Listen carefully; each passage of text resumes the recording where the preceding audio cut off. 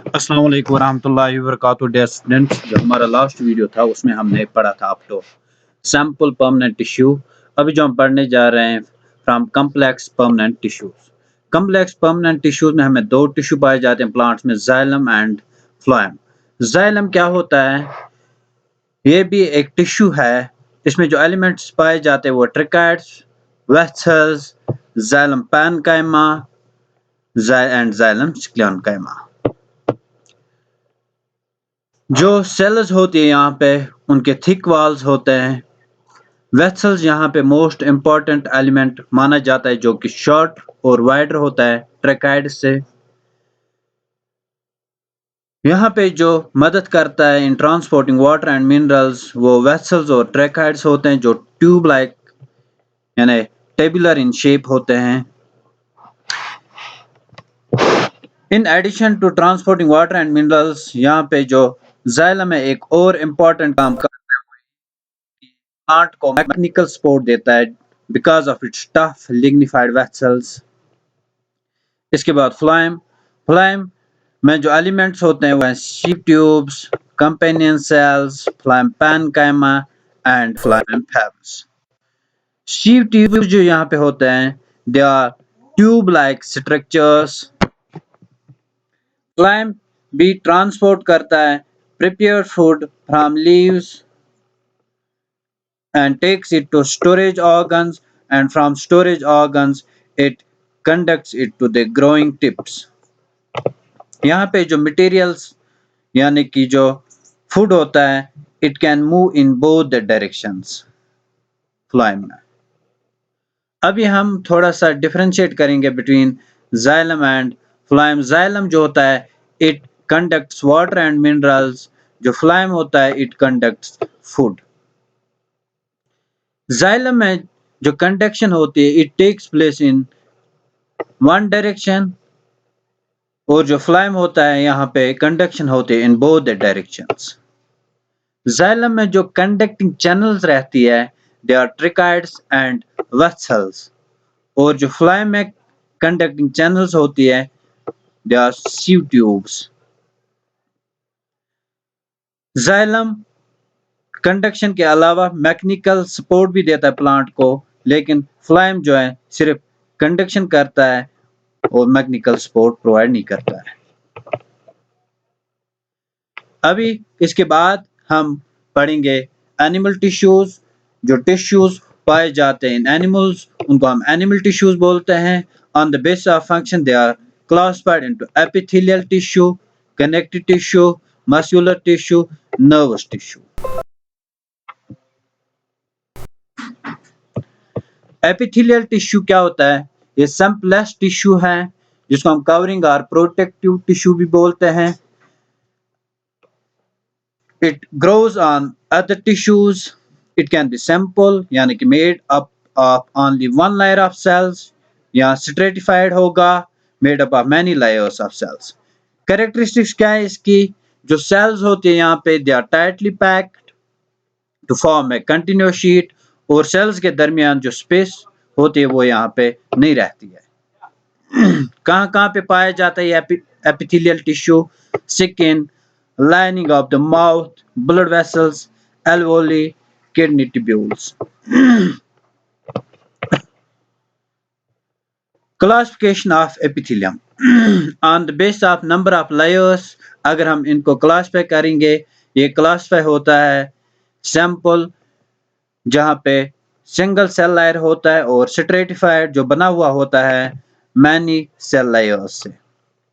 फिर हम एपिथेलियम की क्लासिफिकेशन कर सकते हैं on the base of the shape of the cell.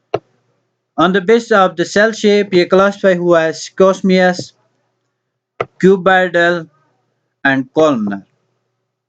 फिर है सैंपल क्यूबाइडल जो सिंगल लेयर से बना हुआ होता है, simple squamous single layer, simple columnar single layer, stratified squamous जो मल्टीपल लेयर से बना हुआ होता है। टाइप्स ऑफ एपिथेलियल टिश्यू यहाँ पे हम देखेंगे एक एक करके, फिर उनका स्ट्रक्चर, उनकी लोकेशन और उनकी फंक्शन। जो स्क्वोसमियस एपिथेलियम है इसमें सेल्स होती है थिन और flat, they form delicate lining which is called pay, और इन सेल्स को जो ये डेलिशिएट लाइनिंग बनाते हैं फ्लोर टाइल्स जैसे, उनको हम बोलते हैं पेवमेंट एपिथेलियम। यहाँ पे न्यूक्लियस सेंटर में पाया जाता है। लोकेशन कहाँ होती है एपिथेलियम, जो स्क्वैमस एपिथेलियम है, इस टिश्यू की लोकेशन कहाँ पे पाया जाता है, ये oesophagus, lining of mouth, alveoli of lungs and blood vessels. Function क्या रहता है इस टिश्यू का, जो स्क्वैमस एपिथेलियम है, इसकी फंक्शन क्या है, it protects the underlying tissue from injury and germs, exchange of gas in lungs and material between cells and blood। इसके बाद हम पढ़ने जा रहे हैं क्यूबाइडल एपिथेलियम। सेल्स होती है cuboidal in shape, nucleus with round nucleus जो सेंटर में पाया जाता है।